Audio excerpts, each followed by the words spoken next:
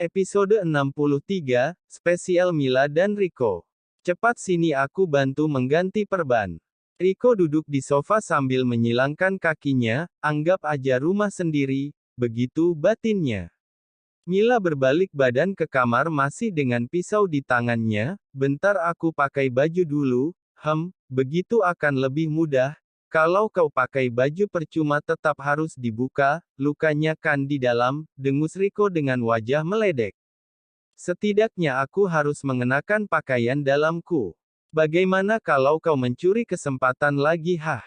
Maka bunuh aku, sahut Rico enteng, cepatlah, waktuku tidak banyak.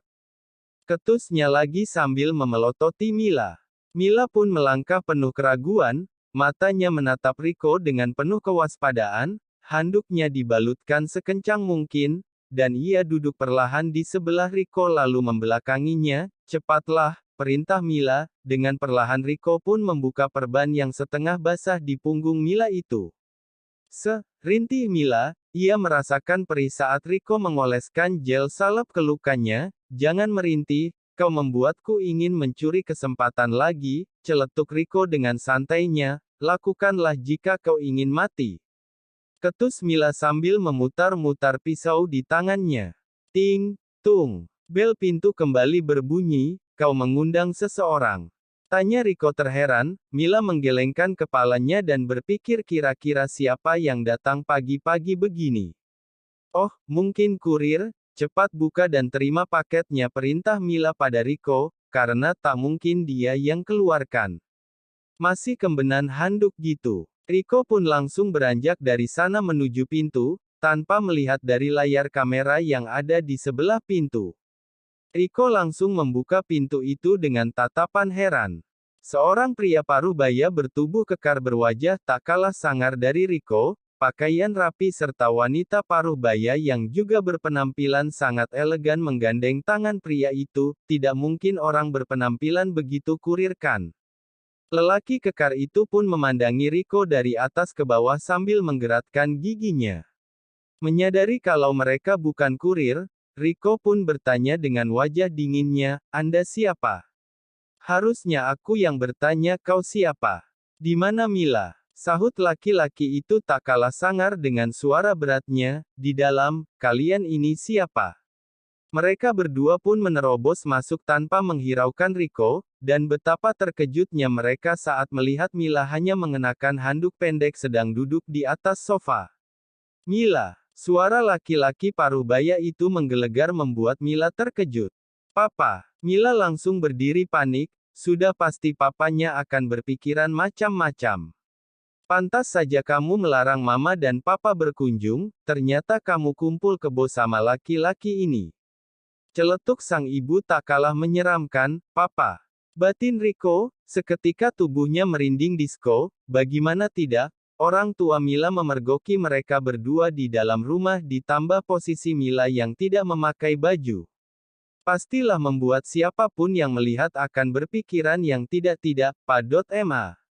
Jangan bilang kalian berpikiran kalau Mila dan dia, Pak lihat nih, punggung Mila luka, dia cuma bantu Mila mengganti perban aja.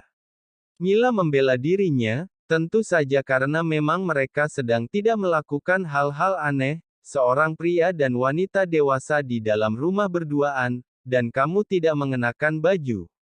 Dari mana alasan tidak masuk akalmu itu muncul? Papa Mila semakin meninggikan suaranya sambil mengepalkan tangannya geram. "Pa," rengek Mila sambil memasang wajah melas. "Pakai bajumu cepat." Tukas papanya menunjuk ke arah kamar Mila. Papanya Mila duduk di sofa sambil menatap tajam ke arah Rico, "Kau, sini." Titahnya sambil menunjuk Rico, Baik Pak." Rico hanya bisa menelan ludahnya yang tersangkut di tenggorokan, dengan badan panas dingin ia pun duduk tepat di hadapan papanya Mila. Bara Adjipratama, lelaki yang tak lain adalah papanya Mila itu merupakan seorang jenderal TNI yang sampai kini masih aktif, istrinya Sarah Wijaya adalah seorang dokter bedah profesional di salah satu rumah sakit besar di kotanya. Ya, mereka merupakan orang terpandang dan masih memegang kuat tradisi, budaya dan adab, Mila merupakan anak tunggal mereka. Sikap Mila yang keras kepala membuat mereka tak bisa mengatur Mila untuk mengikuti jejak mereka sebagai pengabdi negara. Bahkan setelah lulus kuliah Mila sudah berulang kali dijodohkan dengan pria pilihan orang tuanya, namun Mila terus menolak dan berjanji kepada kedua orang tuanya akan memberikan mereka menantu yang baik sesuai kemauan mereka. Bara terus saja memandangi Riko dengan wajah sangarnya, sedangkan Riko tak berkutik sama sekali. Beberapa saat kemudian Mila keluar dari kamarnya, ia memandangi kedua orang tuanya dengan penuh harap. Duduk. Gertak Bara pada Mila, Mila pun duduk di sebelah Riko. Sesaat mata mereka berdua bertemu dan saling melemparkan tanda tanya. Papa tidak menyangka kamu begini Mila. Apa kata orang kalau sampai mereka tahu anak papa melakukan hal senonoh seperti ini hah? Mau ditaruh mana wajah papa? Kalau begini pergaulan kamu, mendingan pulang ke rumah. Ibu Sarah tak kalah galaknya, apa yang sudah kalian lakukan benar-benar keterlaluan. Dan kamu, tunjukkan kelaki-lakianmu. Tambah Bara lagi sambil menunjuk Riko. Menunjukkan kelaki-lakianku. Batin Riko bingung, otak yang notabene-nya ngeres itu langsung berpikiran nyeleweng, maksudnya gimana pak? Riko mulai menunjukkan sikap tegasnya. Ya, dia mencoba memberanikan diri karena dia memang tidak melakukan kesalahan kan. Tanggung jawabmu sebagai laki-laki saya minta kamu melakukannya, ucap Bara dengan nada suara yang lebih berat lagi. Papa, apaan sih kita nggak ngapa-ngapain pa, mama lihat tadi kan punggung Mila luka jadi dia cuma bantu ganti perban doang kok nggak lebih. Mila menatap kedua orang tuanya penuh keyakinan. Di mana kau tinggal? Bara dan Sarah tak menghiraukan Mila yang membuat pernyataan. Di sebelah Pak, Bara, lihat. Kalian bahkan tinggal bersebelahan, jadi tidak mungkin kalian tidak melakukan apa-apa. Si Pik malah diem aja lagi. Bantuin ngeles kayak biar papa yakin, malah diem. Gerutu Mila dalam hati sambil menatap sinis ke arah Riko. Tapi kami beneran tidak berbuat macam-macam pak, sahut Riko seakan mendengar suara hati Mila, dengan anakku tidak memakai baju. Apa kalian punya bukti kalau kalian tidak macam-macam? Lagi-lagi Bara menyangkal pembelaan mereka berdua. Riko, begini pak, Mila terluka dan dia butuh bantuan untuk memasang perbannya, jadi saya masuk dan saya tidak tahu kalau dia sedang mandi. Bara, kau bahkan tahu kode rumahnya. Itu berarti tidak hanya sekali kalian tidur satu rumah kan? Riko langsung terdiam, sepertinya mulut Riko salah bicara di depan sang jenderal, tentu saja alasan seperti itu tidak bisa membuat Bara percaya. Papa, Mila beneran nggak ngapa-ngapain pa, ayo deh kita visum biar papa percaya kalau Mila masih perawan. Tukas Mila tak terima, ia benar-benar tak tahan lagi dengan tuduhan papanya. Walaupun kalian tidak berhubungan badan, tapi kalian tidak menyangkal kalau sudah pernah tidur bersama.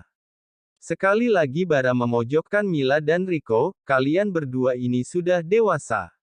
Tidak mungkin kalian tidur bersama dan tak melakukan apa-apa, Ibu Sarah tak kalah ketusnya. Bara, tentukan tanggal pernikahan kalian secepatnya. Apa? Mila dan Riko sama-sama tersentak mendengar itu, Pa, yang bener aja Pa, masa Mila nikah sama dia ih? Kamu sudah mencoreng kepercayaan Papa. Bahkan kalian sudah tidur bersama, cek. Sekarang kalian menikah atau Papa akan menikahkan kamu dengan Elvan. Tegas Bara menekan suaranya. Elvan merupakan anak sahabatnya Bara yang diketahui menyukai Mila, namun Mila menolaknya. Kau tunjukkan dirimu sebagai laki-laki. Jangan harap setelah menyentuh anakku kau bisa lari dari tanggung jawab. Riko tak bisa berkutik mendengar itu. Rasa takut dan kalut yang tadi menyelimuti otaknya kini menjadi rasa senang karena Bara menyuruh menikahi Mila, ia berpikir akan dihukum gantung tadinya. Papa, kami nggak saling cinta. Mila nggak mau nikah pokoknya. Mila berlutut di depan papanya berharap hatinya luluh, kalau nggak saling cinta ngapain kalian tidur bersama hah? Pilihan ada di tanganmu. Menikah dengan dia, atau pulang ke rumah dan menikah dengan Elvan, tegasnya lagi, ia benar-benar tidak bisa mentolerir perbuatan Mila dan Rico, sebab tradisi di keluarga mereka melarang untuk bergaul bebas apalagi sampai tidur bersama dengan laki-laki. Menurutnya itu cara terbaik untuk menyelamatkan putri sematawayangnya dari pergaulan bebas, karena kalau sampai Mila terjerumus, maka martabat keluarga mereka akan tercoreng. Mila tak bisa berkata-kata lagi, ia mengenal betul sang ayah yang apabila sudah berkata A maka tidak bisa dirubah menjadi B. Ya Tuhan, selamatkan aku tidak mau menikah dengan laki-laki psikopat itu, tangisnya dalam hati. Sementara Rico masih tak percaya rencananya untuk mengutarakan rasa malah berujung menikahi Mila. Haruskah ku katakan ini musibah? Atau anugerah? Batinnya bimbang namun girang. Ia tak menyangka sama sekali, padahal sebelumnya ia sangat ketakutan kalau akan dimutilasi oleh bara, tapi kini ia merasa mendapatkan kejutan besar dari Sang Pencipta yang selama ini mendengar doa-doanya agar dipersatukan dengan Mila. Tentu saja akan sulit bagi Rico untuk mendapatkan Mila, karena entah kenapa kalau bertemu mereka selalu bertengkar, tapi sepertinya takdir berpihak pada Rico dengan mendatangkan kedua orang tua Mila di waktu yang tepat.